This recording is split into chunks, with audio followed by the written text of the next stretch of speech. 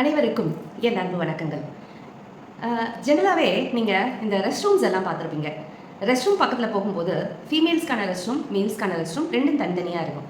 மேல்ஸ்க்கான rest ரூமில் ஜென்ரலாகவே ரொம்ப ஃப்ரேக்ரன்ஸ், அதாவது துர்நாற்றம் வந்து அதிகமாகவே வீசும். லேடிஸ் ரெஸ்ட் ரூமை காட்டிலும் ஜென்ஸ் ரெஸ்ட் ரூமோட துர்நாற்றம் வந்து அதிகமாகவே வீசும். இது ஏன் அப்படிங்கிறதுக்கு பின்னாடி மிகப்பெரிய மருத்துவ காரணங்கள் இருக்குது. அதை பற்றி என்னென்னு பார்ப்போம் இன்னைக்கு. பொதுவாக நம்ம உடலில் வந்து பார்த்திங்க அப்படின்னா பலவிதமான கழிவு தேக்கங்கள் நடந்துகிட்டே இருக்கும். அது வந்து கெமிக்கல் கழிவாக இருக்கலாம், இல்லை விஷக்கழிவாக இருக்கலாம், இல்லை அப்படின்னா உடல் கழிவாக இருக்கலாம். இந்த 3 வகையான கழிவுகள் பார்த்திங்க அப்படின்னா நம்ம உடலில் மாற்றி மாற்றி தேங்கிக்கிட்டே தான் இருக்கும் இப்போ இருக்கிற கால சூழ்நிலைக்கு. ஆனால் பொதுவான கழிவு அப்படின்னு பார்த்திங்க அப்படின்னா உடல் கழிவு மட்டும்தான். இதில் உணவு கழிவுங்கிறது வேறு, அதை பற்றி நம்ம இங்கே பேச போகிறது இல்லை, அதை பற்றி தேவையும் இல்லை. நம்ம இங்கே பேச போகிறது உடல் கழிவு பற்றி, கெமிக்கல் கழிவு பற்றி, விஷக்கழிவு பற்றி, இந்த 3 கழிவுகளை பற்றி தான் நம்ம பேச போகிறோம்.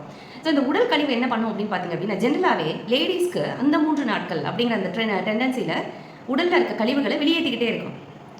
உடலில் இருக்க கழிவுகளை வெளியேற்றுறதுனால அவங்களோட யூரினேஷனில் பார்த்தீங்கன்னா கழிவுகளை வெளியேற்ற வேண்டும் மிகப்பெரிய சூழ்நிலை வந்து அந்த உடலுக்கு ஏற்படுறது கிடையாது. பெரும்பாலான பெண்களுக்கு, அதாவது சரியான முறையில் அவங்களுக்கு உடல் கழிவு வெளியேறிக்கிட்டு இருக்க பட்சத்தில். இதே சில பெண்களுக்கு பார்த்தீங்க அப்படின்னா இந்த பீரியட்ஸ் அப்போ ஹெவியான பெயின் வந்து வெளியேறதுக்கு காரணமாக அங்கே வந்து அதிகப்படியான உடல் கழிவுகளோட தேக்கமும், விஷக்கழிவுகளும் சரி, கெமிக்கல் கழிவுகளும் சரி, இதோட தேக்கங்கள் தான் அதிகப்படியான வலியை கொடுத்து வெளியேறுது. சரிங்களா? இதே வந்து ஆண்களுக்கு அப்படின்னு சொல்லி நம்ம எடுத்து பார்க்கும்போது அவங்களுக்கு இந்த மாதாந்திர பிரிவு அந்த கழிவு அப்படிங்கிற விஷயம் வந்து ஆண்களுக்கு கிடையாது.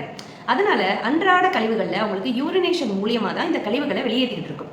அப்போ அந்த கழிவுகளை வெளியேற்றும் போது பார்த்தீங்கன்னா நார்ப்பட்ட கழிவுகள் உள்ளே தேங்கி இருக்கும்போது அந்த கழிவுகள் வெளியேறும் போது அந்த துர்நாற்றம் வந்து அதிகமாகவே வீசப்படும்.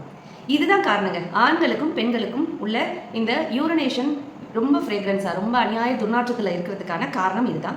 இதே காரணம் தான் நம்மளோட வியர்வை நாற்றத்திலையும் உள்ளது.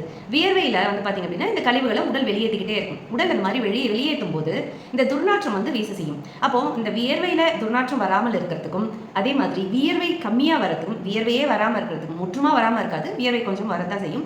அப்படி வராமல் இருக்கிறதுக்கும், துர்நாற்றம் வராமல் இருக்கிறதுக்கும் நம்மளோட உடல் கழிவுகள், இந்த மாதிரி கழிவுகள் தேங்காமல் நம்ம பார்த்துக்கிட்டாலே போதும், நமக்கு வியர்வை வராமல் போயிடும்.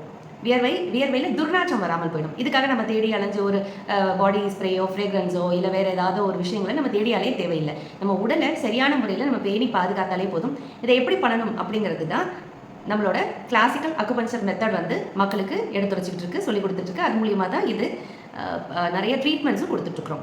இது மாதிரியான துர்நாற்றங்கள் இருந்தது அப்படின்னா, உங்களோட வியர்வையில் அதிக துர்நாற்றம் இருந்தாலோ, உங்களோட யூரினேஷனில் அதிகமாக துர்நாற்றம் இருந்தாலோ நீங்கள் தாராளமாக எங்களை தொடர்பு கொள்ளலாம், எங்களிடம் சிகிச்சைக்கு வரலாம்.